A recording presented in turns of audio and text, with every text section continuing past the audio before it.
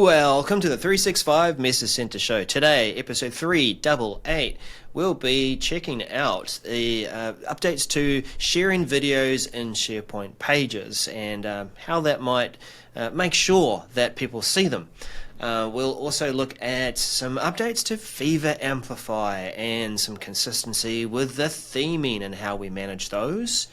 And finally, PowerPoint will start to be able to work with Microsoft 365 Copilot to create slide decks using your organizational images in that specific library. Let's get to it.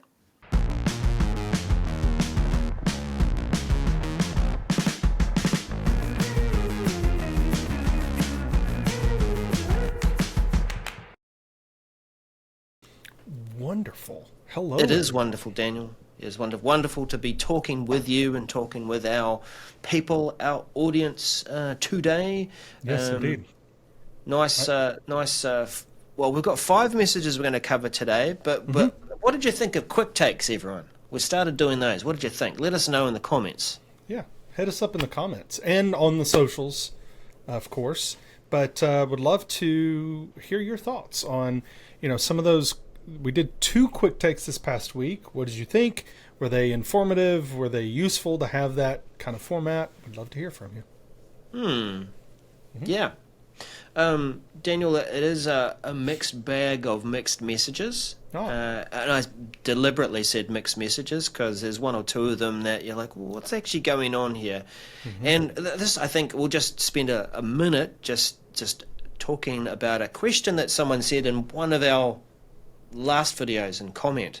Like, I think the comment was, and I'll probably pop it on screen, something like, can you demonstrate these in live screenshots, real-time screenshots? And, sometimes we are receiving this information the same way that you are. The purpose of the show is to go through things that we see within the message center and try and interpret them. We look at screenshots if they're there. We look at the way that the message is discussed, and we try and talk from our own experience and understanding and give you an interpretation. We also wish we could show you things live, but we're also trying to create awareness before these things arrive. Actually do arrive. And then even the things that sometimes we have them, we could talk about the experience, but if we start demonstrating, then frankly the video gets a little bit too long and people don't watch. So we try to balance that. We want to be able to, I will say, if you would like to see something demonstrated, hit us up in the comments, tell us. Great thing, covering this SharePoint video sharing bit that we're going to talk about. How about you do a video on it? Because I'd really like to see, the way it works and what you're talking about. Okay, well, we could do a quick take and do one of those if people, like that idea, but we don't know what we don't know, I guess. So let us know if that's something that you would like, would find more useful.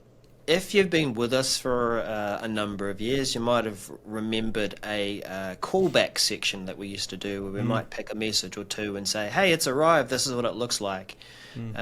So if that sounds like good content, like Daniel said, we could do those as like a quick take as well. Just do a callback. Yeah, great. Hey, but Daniel, let me say it this week, because you often say it. Why don't we just jump right in? It's my best Daniel impression. Wow. So Daniel, tell us there's some changes to how video is going to be shared within SharePoint pages. What's happening here? Well, what's happening is updates to SharePoint video sharing. That's what's happening. MC1121509.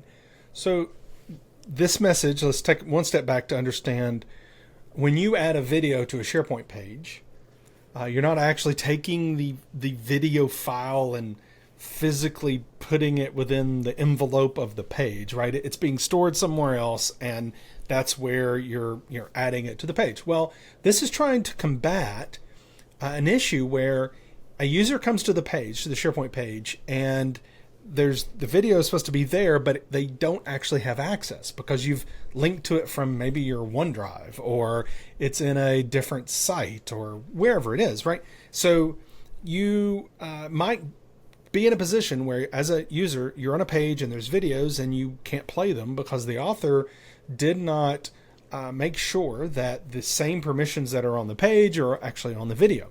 Well, that's what's happening here. That's what Microsoft is trying to address. So they're introducing a new kind of workflow, as it were, when you add a video to a SharePoint page and news as well, right? Post. There will be a couple of dialogues, a couple questions that they're going to ask you, that you're going to be asked. Now, we'll talk about clarity on whether you get both or you get one or whatever, but let's talk about what each one of these are.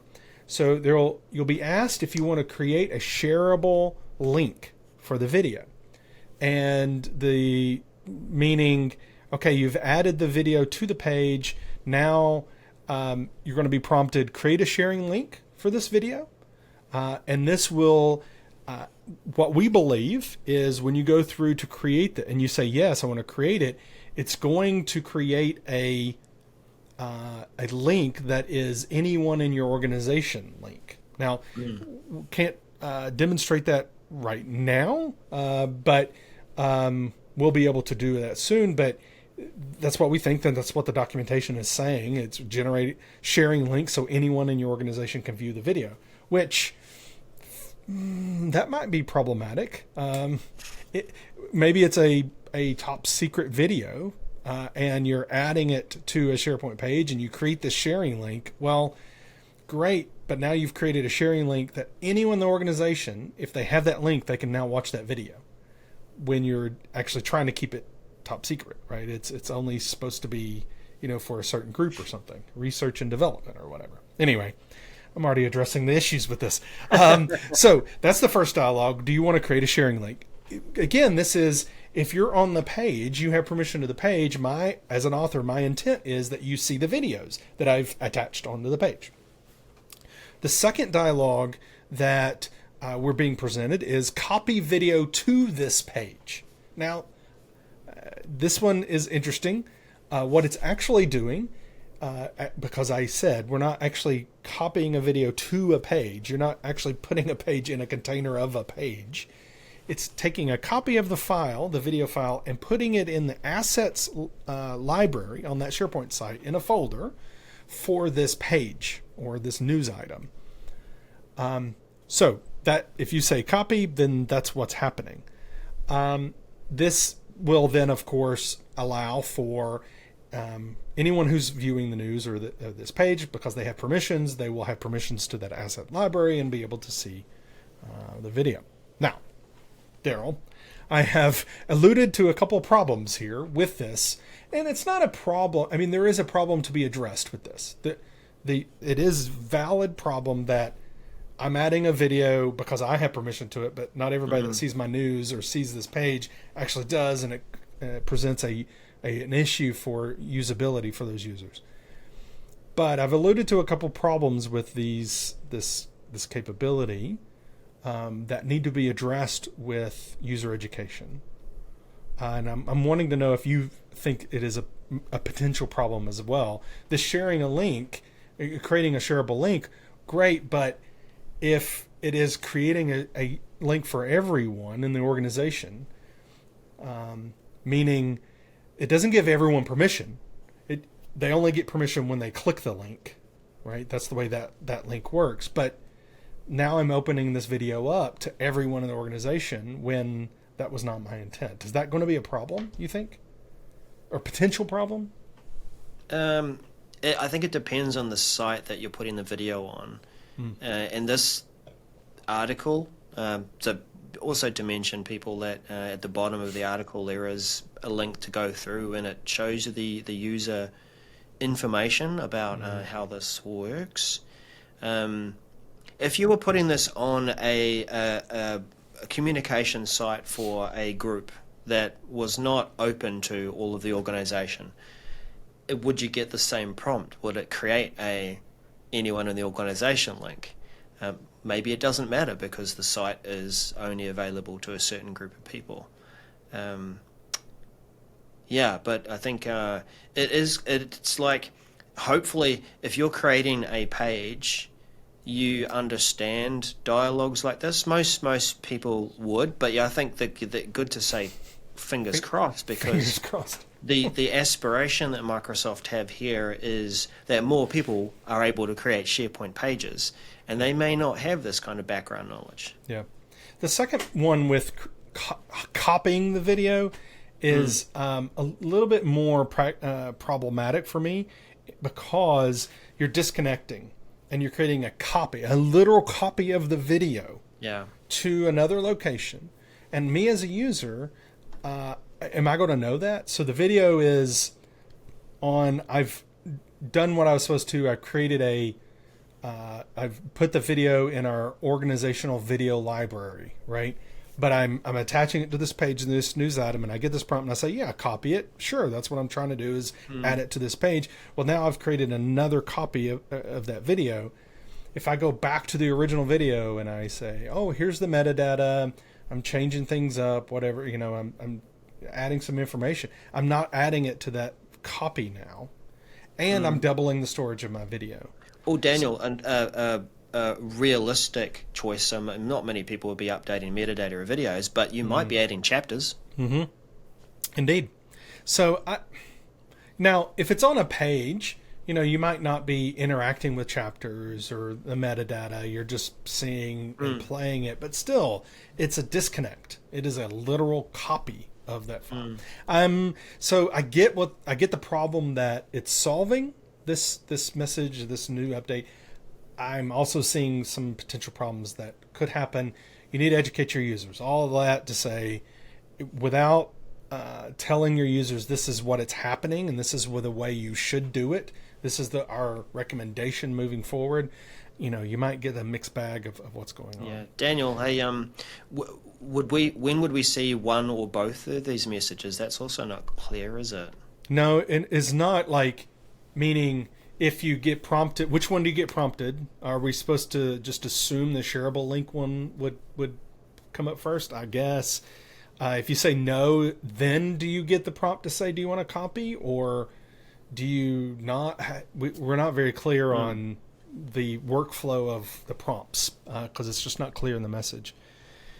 I will say this feature is on, so it is not something that you're going to be able to even turn off as an admin. This applies to videos via the file and media web part or the stream web part. Targeted release available now. General availability worldwide will be mid-July, so nowish. Expect to be completed by early August, so soonish. And speaking of newsletters, Daryl, let's get some 411 on how Outlook is going to enable us to do newsletters. Yeah, so new Outlook for Windows and web. Outlook newsletters. General availability begins for targeted release. General availability targeted release. MC 1119406. The Outlook newsletter feature, only available to new Outlook and for Windows and web, is the ability to be able to create a nicely crafted newsletter that has components to it. It feels very much like creating a SharePoint page. In fact, it is happening within the SharePoint embedded space, which regular users and people don't know and don't care. Admins, it's this growing space that is being used for Loop, for Designer, I think, for a couple of other things, and now Outlook newsletters. The end result, be able to create a newsletter, cool, send it out and make it look great, add some graphical content to it, great. The drafts are stored here in the SharePoint embedded space, and if you're getting feedback and comments, those are stored there too. When it gets sent out, it is part of the newsletter, the message that goes out. So that's what it is. And if you want to see any of those kinds of details, near the bottom of the message, there is a Learn More, Newsletters and Outlook Preview. That'll go through to the admin stuff we're about to talk about. But it also has a link through to the user experience of what is this, how do we actually create newsletters?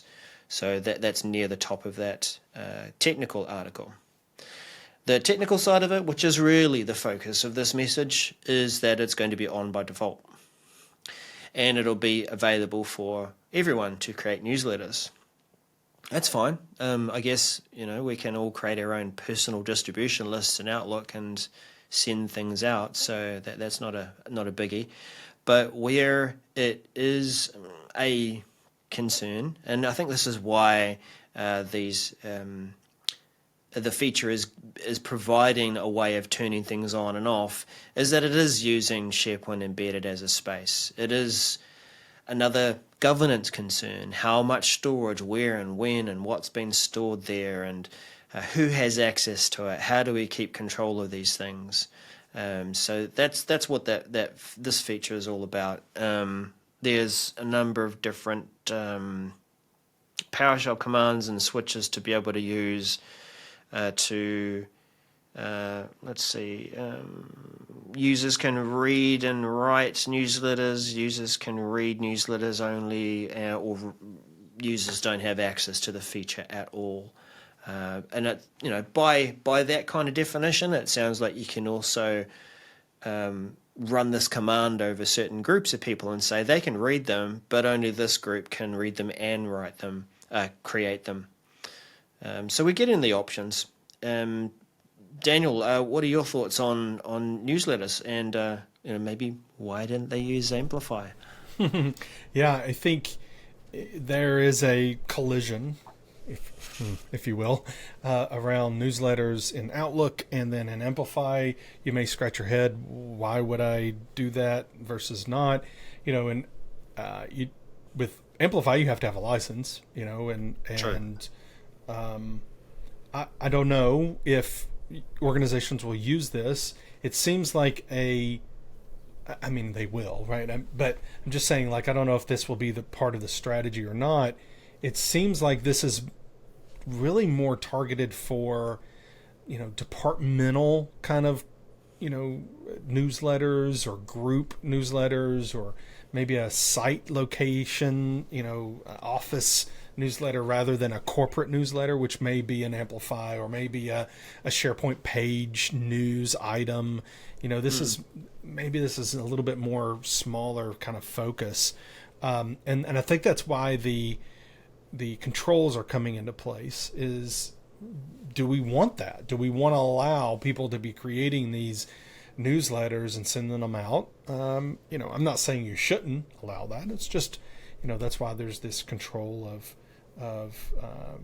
letting people do this or not.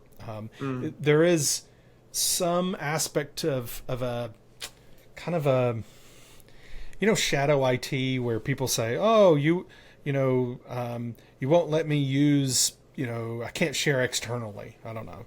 So you go out and you pay for Box or something, and you use a different service.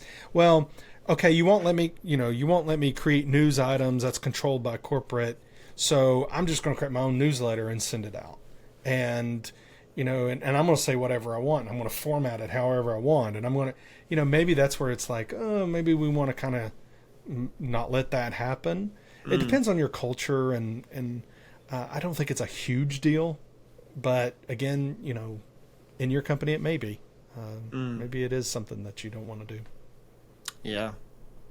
It's a good option in addition, which has tones. It gives SharePoint experience, if I can call it that, but it's not. While it is sitting in SharePoint embed, they call these things components, not web parts. I guess that makes more sense to regular people as well. We can add text and images, styled quotes. You can add people to the page to say these are the people you want to contact, and I guess they like contact cards. But yeah, make that choice for yourselves as an organization. Maybe you'll do the cautious thing and turn it off, evaluate it with a small group of people and try things out. That would be our recommendation, to turn it off for most people, the creation side of it, and that if you do want to allow people to read them, turn it on for just the read aspect of it. Try it out with a small group.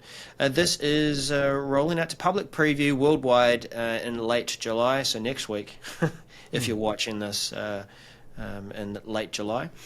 General availability, target release begins July 2025, expected to be complete. What? This feels weird. We're reading public preview, right. General availability expected to be complete by early August, and general availability worldwide begins mid-August and complete by late August. Got a bit confused there. Mouthful. Yeah. Worldwide public preview. Anyway, let's actually keep in with this theme of informing people and letting them know stuff in a, I guess, a themed and constructed way. Hopefully that's what the whole show is about. Microsoft Viva, new support for branded themes and typography in Viva Amplify MC1120158.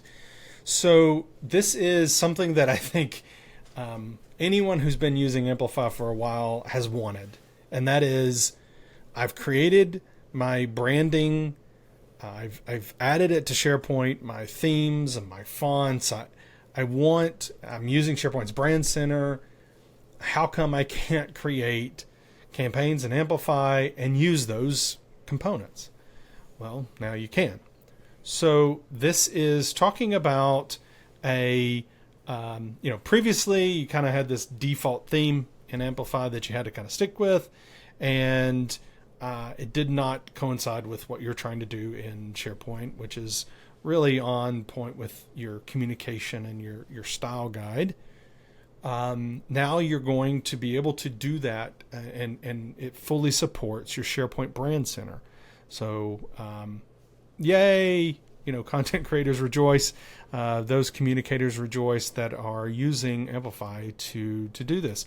So you'll be able to use your custom fonts, and they'll be applied to those communications. Of course, those custom fonts have to be deployed to users' devices, or they won't be used, right? That's how fonts work. But because fonts are not embedded in emails, it's basically in those emails it just says use this font, right? So if your device has that font, it'll use it.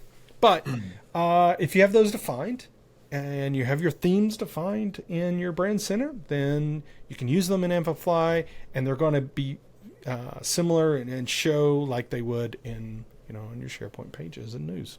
I mean, it's pretty simple, this message, Daryl. There's a lot of points here in the message about how this will affect your organization. Basically, it's going to affect it in that people can use it. Some of those things that I just mentioned about, hey, you got to remember this, the fonts and all that's outlined in these points. But do you see this as being important, Daryl, of unifying the theme usage around communication? Sure. Yeah, definitely. It is leveraging and using SharePoint in the background to create these drafts and messages that eventually be used for the various different channels. It does get simplified in the Outlook experience and Teams. Have we got it in Engage yet? We have now. Yeah. Okay. But I think it's important to have that consistency in theme and color and also fonts. If your organization's gone to that extent of giving it a look and a feel, then brand managers are going to love this. Indeed. So the timing on this is rolling out mid-July, so now-ish, expect to be completed by late July to targeted release tenants. And then general availability worldwide and GCC will begin rolling out late July, So very soonish, and expect to be completed by early August. Yay! Early August. So, Daryl, let's switch gears, but only a little bit. Yeah. Okay? Let's stay on theming and such, but let's go over to M365 apps. Aren't you proud of me for not calling it Office? Yeah, well done. PowerPoint. How is that all going to work with bringing assets into PowerPoint? Yeah, and you know what? It's also involving Copilot in this space. So this is Microsoft 365 Copilot. PowerPoint now supports enterprise image libraries via SharePoint OAL, Organizational Assets Library, or Templafy. This is MC11200269. Right. All right. So Copilot. What has Copilot got in this space? Well, this is about creating slides with PowerPoint's help. Today, you will ask Copilot, create me this slide deck based on this document, maybe, so that you're using content you've already created, or maybe you're doing a fresh new topic, and it'll go out and find those talking points around the subject via your work information or web, or both. And it will select images from the web, or stock images, I should say. So they're from a library that Microsoft have provided, got access to. Later you'll see that they're referenced in this message as the M365 images library. They're stock assets. But they're sometimes they're like way off the mark, You have described something in your slide deck, and it will pick something and go, that's a filler. That's something as a placeholder. The message is announcing, really, or telling us that you will be able to use your SharePoint Organizational Assets Library, which is something that SharePoint admins can set up for us. It becomes a library in a SharePoint site dedicated with your images. It can be organized into folders. It can have metadata assigned to it, all that sort of stuff. Or you can use a third-party tool called Templafy, which can do the same thing and be your source of images as well. As a third-party tool, it also helps to manage templates. So nice to have those options, and I think we've seen a similar message about that product in the past. So this is a great capability. It's going to rely on a few things, though, as part of setting this up. You will want to have your images, if you're using this SharePoint Organizational Assets Library, they need to have decent metadata. Copilot's not going to be able to select an image from your assets library unless it has verbiage around it. It doesn't recognize and go, oh, that's a very pretty looking image that's going to represent what you're trying to say, Daryl, in this PowerPoint. And similarly, you'll need metadata like that for Templafy as well. You will need to run PowerShell commands to make this possible and work. But one thing that we want to point out is an interesting step which we feel is almost like residual in the instructions here. Daniel and I have both experienced being in private preview programs with Microsoft where small groups of organizations and people can try technology out, and often it's very early stages and some of the things need to be connected by the Microsoft engineers in the background before they build the tools to control that for yourselves as admins. We looked further down in this message and Daniel and I were like, well, hang on, admins need to email Microsoft to get this connected to the enterprise assets? So you go through these steps, you run these PowerShell commands, but then you still have to email someone at Microsoft, or group rather.